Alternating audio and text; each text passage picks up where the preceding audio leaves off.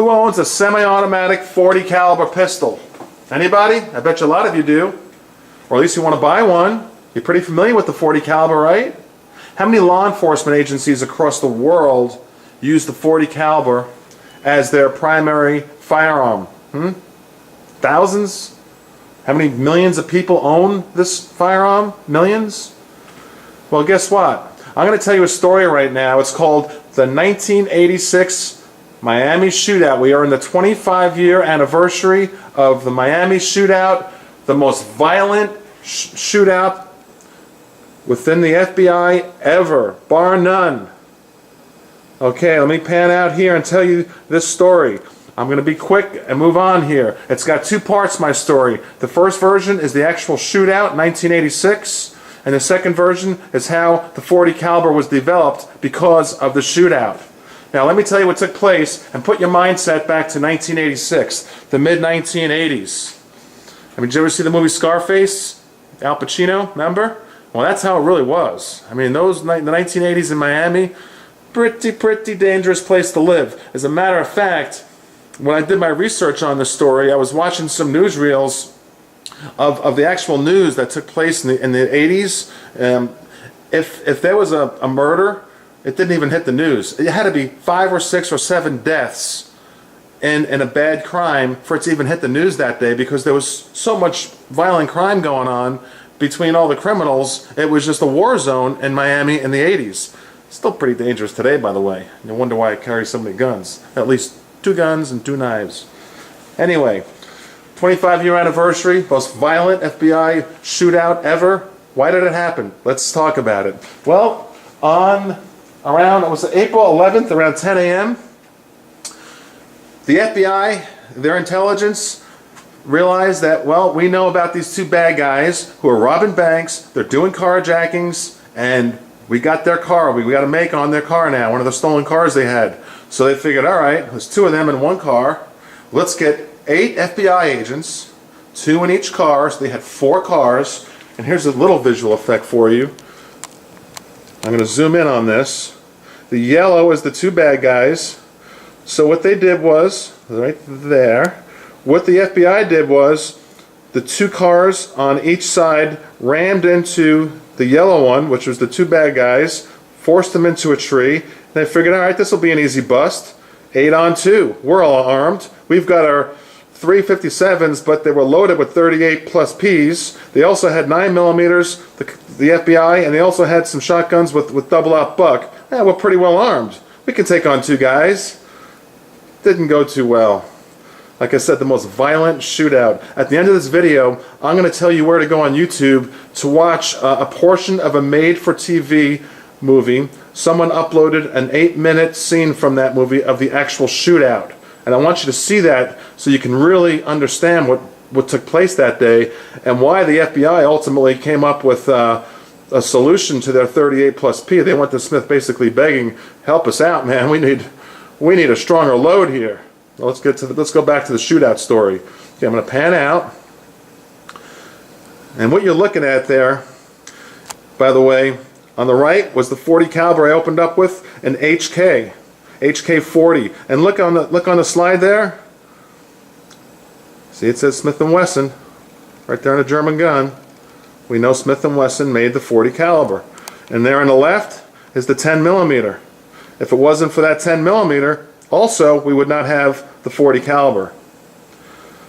Okay, let me get in position here and I'll tell you the story. So I told you a little bit already. The 4 cars bashed into the 2 bad guys, and one of the mistakes the FBI made, by the way, was one of the FBI agents had his .357 revolver on the passenger seat sitting there loose. Mistake. That's mistake 1 they made. And by the way, I'm not saying the FBI did a bad job. They were just in a bad situation they weren't expecting. They did an excellent job and they were very brave. As a matter of fact, as we go on with the story, you're going to realize how resilient the FBI was that day. And it's amazing only 2 were killed. But you don't put your gun on the seat, because even if you stop at a red light, it can go flying to the floorboard. And in this case, that's what happened. Not that they went to a red light, but when they bashed that car, the agent's revolver went flying down to the floorboard. He had no weapon. That's it. And he was one of the ones that were not injured. One of the 8 that was not injured, 7 were injured. He was the only one not injured. I don't know exactly how that worked out, but here's the story, and here's how it broke. All right? April 11th, 1986, 25 years ago. 2 FBI agents were killed and 5 wounded in Miami during a confrontation with robbery suspects. This is the news story. Prior to the shootings, the agents, along with officers with the police department, were conducting a mobile surveillance, attempting to locate these 2 males believed to have committed a number of violent bank robberies and armored car robberies. Okay, and the story goes on here. The 2 bad guys, the ages, they were 32 and 34. Now, when they emerged, when they bashed the bad guys with the car into the tree, the FBI was not expecting this. That the 2 bad guys emerged with some major firepower. Let me tell you what the 2 bad guys were carrying. Their names, Matlix, he died ultimately of 6 shots. Now he was being hit with 38 plus Ps, he was being hit with 9mm, and he was being hit with double-aught buck shotguns, shells. He only ultimately got off 1 round, the bad guy, during the whole firefight. He was killed earlier during the firestorm. The other bad guy's name was Platt. Now this guy, oh boy, oh my gosh, he was devastating. He was relentless and he would not go down. It ultimately took 12 hits to bring down Platt. And he railed off, I'll tell you right now what he railed off. First of all, he had a .357 Magnum loaded with mags, fired 3 of those only. Then he realized I better shoot my other .357 Smith & Wesson. Shot 3 of those rounds. Then he goes, uh-oh, I think I'll pull out my .223 Remington carbine, my Ruger Mini 14. And then he shot off at least 42 rounds of a high-powered rifle. Just taking out agents after agents. Actually, one of the agents was severely injured just from shrapnel from a near miss from the .223 round. So that's what the bad guys were carrying. And I told you that one died of six wounds. The other died ultimately of 12 wounds. Of the 8 FBI agents, I'm not going to give you all their names. I'm just going to go quickly here. 2 were killed, both by the .223. One was a headshot, one was a chest shot. One had a serious injury. You can fathom this, getting hit with a .223 in the groin. I believe he was paralyzed. And the others were just severely injured with the .223 bullets. All of them were by the .223 bullets. I mean, one of them got hit in the arm and he almost died, in critical condition, just from all the massive blood loss. All right, so a devastating attack. You can watch the video. I'll tell you at the end which link to go to. Now let's talk about what happened in the aftermath and what the conclusions were of the FBI. At the time, their standard issue, as far as a caliber, was the 38 plus P, running at 158 grains. It was known as the FBI load. For decades, that's what they used. No problems, no major issues, until this day, when someone comes out with a .223, and all of a sudden, these guys were not on drugs, by the way. The 2 bad guys, they were not drinking, they were not on drugs, they were on adrenaline. It just goes to show, if you don't hit the central nervous system, the CNS, it's going to take a lot to take someone down if they're just a psychopath and they're not going to want to die and they're resilient to just keep coming after you and coming after you. So, what the FBI said was, let's do some series of tests. We need to go to Smith & Wesson and say, hey, that's what they did. Well, let's do a series of tests. We're thinking about the 9mm round. We're thinking about the .45 caliber round. And so, simultaneously, one of the FBI agents, the name was John Hall. He said, "Well, I own this gun, this exact gun. I own this Colt Delta Elite 10mm, and it's pretty powerful, fellow FBI agents. Why don't we put this in the mix and let this be part of the testing, along with the .45 and the 9mm? Let's put the 10mm in there." And as we know, the 10mm was invented a few years prior to the 1986 Shootout in Miami. It was invented by Jeff Cooper. I did a video on that. Here is a whole box of 10mm. I just love the way that looks, by the way. Okay, so now we have a contest going on with Smith & Wesson, you know, wanting to, of course, develop a caliber for the FBI. And the FBI did say, we like the 10 millimeter, but it's got a little bit of a punch, you know, and I don't understand that part of it. It is the most powerful Glock made, by the way, the Glock 29.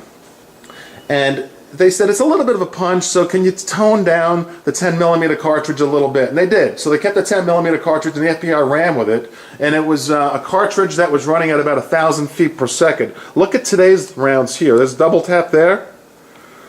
Look what modern technology does with a 10 millimeter. 1,600 feet per second. Boy, oh boy. You wonder why I love the 10 millimeter so much. It's my round of choice. You get some bad guys like that guy that wouldn't go down. It took 12 rounds to kill him. I don't know. If they would have had a full-blown 10 millimeter like this, the FBI back then, things might have been different. But, you know, they were up against a 223. So, Smith & Wesson says, all right, we got a 9 millimeter in the mix, we got a 45 in the mix, we got this 10 millimeter. FBI says, okay, we'll do the 10 millimeter. And for a couple of years, they ran with the lower power 10 millimeter. And then they ultimately said, you know, it's still a little bit too much power. And what Smith said was, all right, this is what we'll do. We'll come up with a load, and let's zoom in on these two rounds here. The one on the left is a 10 millimeter, a big boy. See how much bigger it is than the one on the right, the 40 caliber? Basically, a 10 millimeter is a 40 caliber on steroids. And a 40 caliber is a baby 10 millimeter. Same cartridge, same dimensions, except it's shorter. Okay? And that's how we got the 40 caliber. For real, that's it. The FBI said, okay, we're going to run with the 40 caliber. And the rest is history. There you have my take on the Miami Shootout. What I'd like you to do now is go to Google and Google the Miami Shootout, click on videos, and go to the top video. And it's an 8-minute long video that someone uploaded. I can't upload that kind of stuff. It's not right. It's copyrighted material. But there was a movie made on this shootout. It was called In the Line of Duty. So someone uploaded the 8-minute actual shootout scene. You know, it's a low-budget movie. It's not some Hollywood blockbuster, but it really gives you a good idea of these two criminals and what they went through and all the rounds they took and what it took for them to finally be killed. It's really amazing. So Google the Miami Shootout, click video, go to the top one. It's 8 minutes long, and watch that video, and you'll get a grasp as to what I'm trying to show you and tell you here. And this is how the 40 caliber came about, was because of this. Alright, I'm checking out weaponseducation.com. Hope you learned a little bit about the 40 caliber. And this is the 25-year anniversary. And hopefully those officers who did survive are still alive. I do not know. And the officers who died that day, thank you for your service. FBI agents. Checking out. Please tell your friends. Please subscribe. Bye-bye.